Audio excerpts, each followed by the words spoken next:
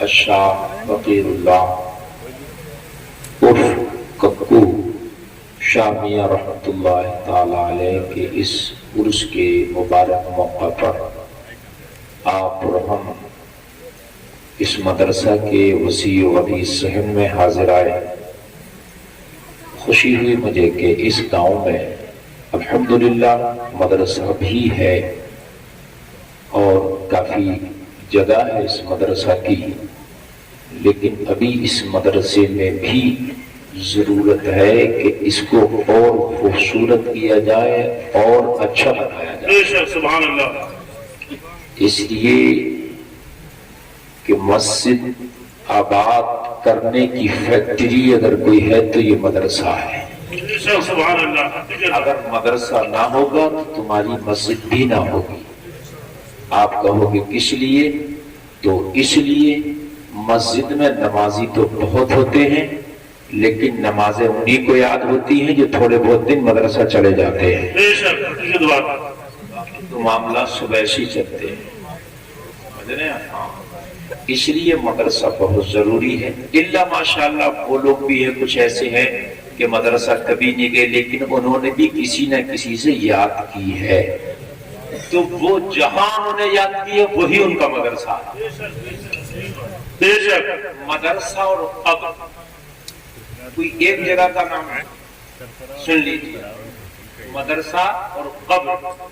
قبر وہی جگہ نہیں ہے جہاں قبرستان میں گڈھا کر کے تمہیں دفنا کے آئیں گے، وہی قبر نہ۔ مرنے کے بعد جہاں تمہاری باڈی اور جسم رہے گا وہی تمہاری قبر ہے۔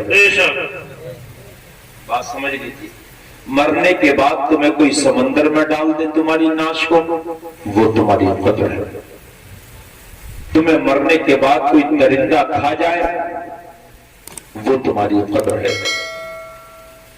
مرنے کے بعد ہمیں کہیں زمین میں گڈھا کھود کر اس میں دفن کر دیا جائے وہی ہماری قبر ہے۔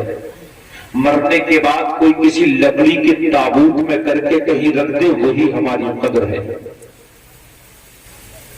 یہ نہیں ہے کہ صاحب قبر وہی ہوگی۔ دنیا میں آپ آئے اپنی ماں کی گود سے لے کر قبر تک، سرکار نے فرمایا علم سیکھو، جہاں جہاں علم سیکھو گے وہاں وہاں تیرا مدرسہ ہے۔ سبحان اللہ، سبحان اللہ۔ اب ہم تو مدرسے کو اور ایک بات اور بتا دوں آپ کو کہ پوری مدرسے کی ڈیفینیشن آپ کے سمجھ میں آ جائے گی۔ سرکار نے فرمایا خیرکم من تعلم القرآن وعلمہ، جو علم دین قرآن حاصل کرے، سیکھے یا سکھائے وہ سب سے بہتر ہے۔ سبحان اللہ، سبحان اللہ۔ سبحان اللہ بول دو۔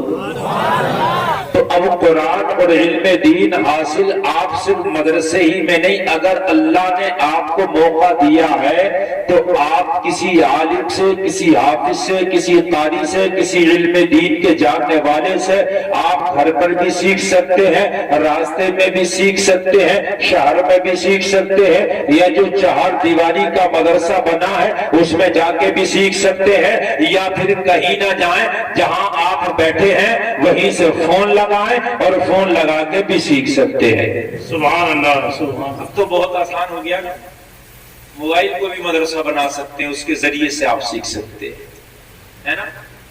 مگر میرے پاس تو بہت سے مسائل کے فون روزانہ آتے ہیں، اگر سارے فون کو اٹینڈ کر کے جواب دیا جائے تو میں یہ سمجھتا ہوں کہ شاید کھانا کھانے اور پانی پینے کی بھی مہلت نہیں ملے گی۔ لیکن یقیناً مجھے بڑا افسوس ہوتا ہے 90% میری قوم ایسے سوال کرتی ہے جو نہ اس کے مطلب کے ہیں، نہ اس کے فائدے کے ہیں، نہ اس کے کام کے ہیں، نہ ان سے ان کا کوئی مطلب۔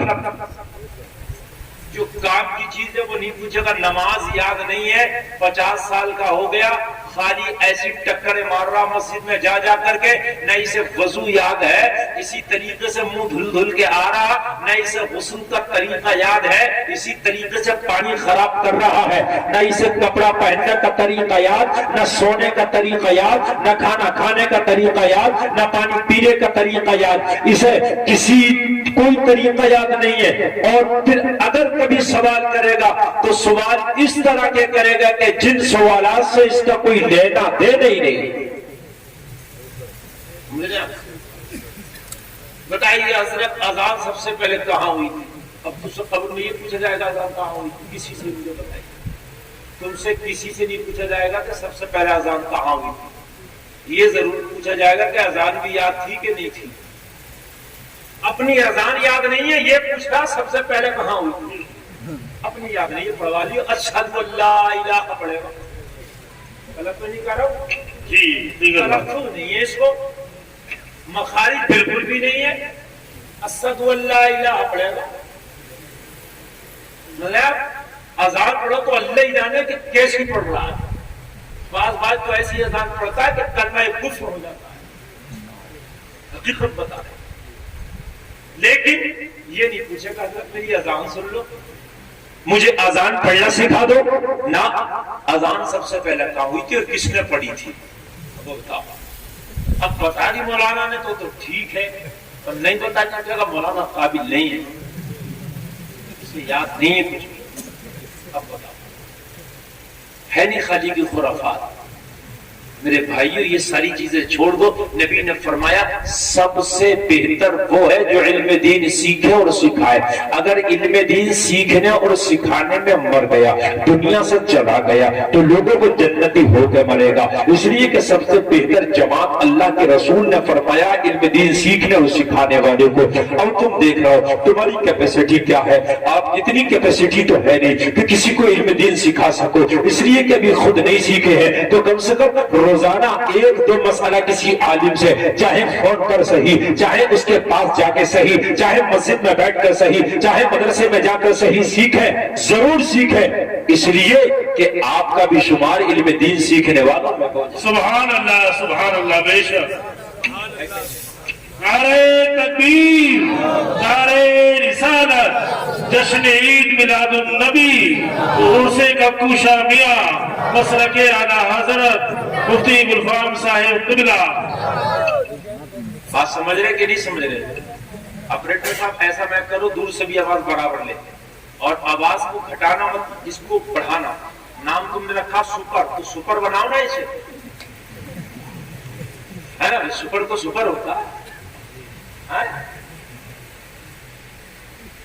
نام ہے گھنشیام، روپیہ ایک نہیں۔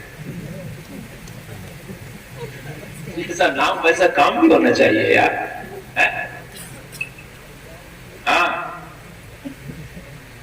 بعض کا نام سن کے ایسا لگتا ہے کہ اس سے بڑا جو ہے صاحب نیک اور قابل کوئی نہیں ہوگا، اور کام دیکھو تو بس۔ ہاں خیر، نام اچھے رکھنا چاہیے، ناموں کا بھی اثر پڑتا ہے بچوں کو، اچھے نام رکھو۔ تو میری بات سمجھ رہے کہ نہیں سمجھ رہے آپ؟ ہاں، یہ بس یہی رکھو، اسی ٹیپ پہ رکھو اس کو۔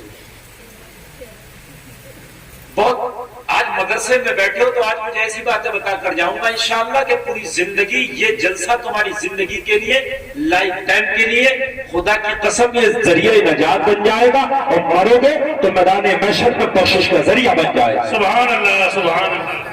تقریریں سنتے ہو آپ، تقریریں میری بھی بہت سنی ہوتی ہیں، اوروں کی بہت سنتے ہو، مگر میں نے تو ایک نظریہ بنایا بھائیو، کچھ دے کر جاؤ جلسے میں، کچھ ایسا بتا کر جاؤ کہ جو کچھ آئے تو وہ پڑھ کے جائیں مدرسے میں بیٹھے۔ بے شک، بات ہے کہ نہیں؟ ایک رات کا مدرسہ، آپ کچھ لے کر کے جائیں، کچھ سمجھ کر کے جائیں۔ اللہ کے رسول نے فرمایا جو علم دین سیکھے یا سکھائے وہ سب سے بہتر۔ اب سکھانے کی تو بھی طاقت نہیں ہے کہ خود کو نہیں آتا تو ٹھیک ہے نہیں سکھا سکتے، لیکن سیکھنے والے تو بن سکتے ہیں۔ بے شک، بے شک۔ بس بات ہے کہ نہیں ہے؟ سیکھنے والے تو بن سکتے۔ جو مدرسے میں جا کر پڑھے گا کوئی مدرسے کا طالب علم نہیں کہلائے گا۔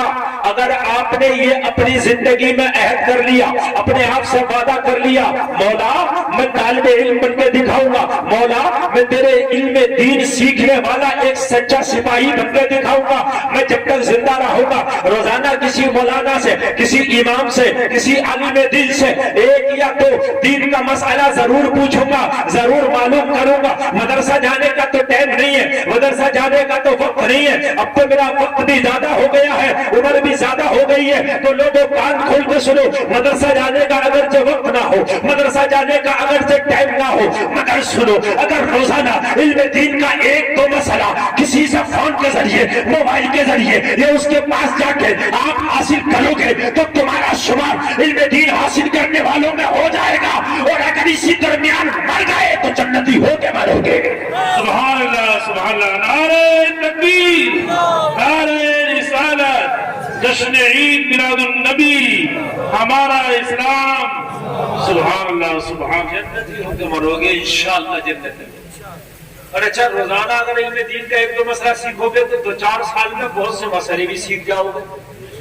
ارے بھائی سیکھ جاؤ گے کہ نہیں سیکھ جاؤ گے؟ سب لوگ ہماری بات پہ توجہ دیں، اور جو بات میں بتا رہا ہوں اس کو غور سے سنیں۔ میاں 30 سال اور 40 سال کی زندگی ہو گئی، 30 اور 40 سال کی زندگی میں حقیقت بتا رہا ہوں، کلئی تو جب کھلتی ہے جب نکاح پڑھنے کے لیے جاتا 25-30 سال کا دولہا، اتنی مختلف بتا 15-16 سال کے تو کوئی دولہا نہ بنا رہا نہ بننے دے رہا۔ ہاں عمریں کم ہو گئی، شادیاں لیٹ ہو گئی ہیں۔ میں بات غلط تو نہیں کہہ رہا ہوں؟ عمریں کم، شادیاں لیٹ۔ پہلے جلدی جلدی شادیاں ہو جایا کرتی تھی، مگر اب نہیں کرتے۔ شادی جب بچے جوان ہو جائیں، بالغ ہو جائیں تو سب سے پہلے شادی کر دو، انہیں دیر نہ کرو، اس لیے کہ وہ گناہوں کی طرف اگر چلے گئے، اگر گناہوں میں شامل ہو گئے، ان کا قدم ڈگمگایا، وہ نوجوان بچہ یا بچی تو گناہگار ضرور ہوگی جس نے وہ غلط کام کیا ہے، لیکن اس کے گھر والے جو اس کی شادی میں لیٹ کر رہے ہیں، دیر کر رہے ہیں، کہیں نہ کہیں وہ بھی گناہگار ہوں گے۔ بات سمجھ رہے ہیں؟ اس لیے کہ آج بگڑنے کے بہت سے آلات اور بہت سے حالات اس دنیا میں اور مارکیٹ میں آ گئے۔ پہلے بچے اور بچیوں کے بگڑنے کے اتنے آلات اور اتنے حالات نہیں تھے۔ میرے جملوں پہ غور کرنا، اشارتاً بول کے نکل جاؤں گا، سب کچھ اوپن کر کے بتانے کی ضرورت نہیں ہوتی ہے۔ لوگوں کو پہلے موبائل نہیں تھا، جب موبائل نہیں تھا تو اتنی برائی بھی نہیں تھی۔ آج ہر بچے اور تقریباً ہر بچی کے ہاتھ میں ایک موبائل ہے، اگر کسی کا نہیں ہے تو کسی کا لے کے دیکھ لیتے ہیں۔ موبائل میں ہر بری چیز آ رہی ہے، وہ کون سا برا کام ہے جو موبائل کے اندر نہیں ہے؟ آپ خوب سمجھ رہے ہوں گے۔ آج چھوٹے چھوٹی عمر کے بچے 12 اور 15 سال کے بچے اور بچیاں، ان کے ہاتھ میں موبائل آ گیا۔ بڑا آدمی تو پھر بھی سوچ سمجھ کے چلاتا ہے، مگر یہ عمر عجیب سی عمر ہوتی ہے، اس میں بڑی عجیب سی غلط چیزیں دیکھ دیکھ کے نکال کے بچے دیکھتے ہیں، اور دیکھنے کے بعد میں بگڑتے چلے جاتے ہیں، ان کا قدم غلط راستے پر چلا جاتا ہے۔ اور لوگوں کان کھول کے سنو، اپنے بچوں کو اگر موبائل بھی دے رہے ہو تو ان پہ تھوڑی سی نظر یہ رکھو، یہ موبائل کا یوز کس طرح سے کرتے ہیں، موبائل کا استعمال کس کام میں زیادہ کر رہے ہیں۔ کہیں ایسا تو نہیں تیرا بچہ غلط کام میں استعمال کر رہا ہے موبائل کا، اور وہ اس کی جوانی کو برباد کرنے کا ایک ذریعہ بن جائے۔ آج میں نے دیکھا 15 سال کے بچے، 16 سال کے بچے اور بچیاں موبائل میں غلط فلمیں اور غلط چیزیں دیکھنے کے بعد میں بگڑتے چلے جا رہے ہیں، اپنے آپ کو غلط راستے پر ڈالتے چلے جا رہے ہیں۔ لوگوں دیکھا یہ جا رہا ہے کہ کم عمر میں بچوں نے اپنی جوانی کو برباد کر دیا، کم عمر میں بچیاں جوانی کو برباد کر دیا، طرح کے مرض میں مبتلا ہوتے نظر آ رہے ہیں، ان کی صحتیں خراب ہو گئی، جوانیاں تباہ و برباد ہو گئی۔ لوگوں وجہ کیا ہے؟ اس لیے کہ اگر بچہ غلط طریقے سے اپنی جوانی کو برباد کرے گا تو اس کی زندگی تباہ ہو جائے گی، وقت سے پہلے بوڑھا ہو جائے گا، اور یہی ہو رہا ہے۔ میرے بھائی اگر کسی کو میرے جملے کڑے ملے گا مگر مولوی نہ کہے گا تو کون کہے گا؟ اور سب کی بات تو میں کرتا ہی نہیں، اس لیے کہ سب کی بات کرو گے تو یا تو قیامت آ جائے گی یا قیامت آئے گی نہیں۔ سب اچھے ہو جائے تو قیامت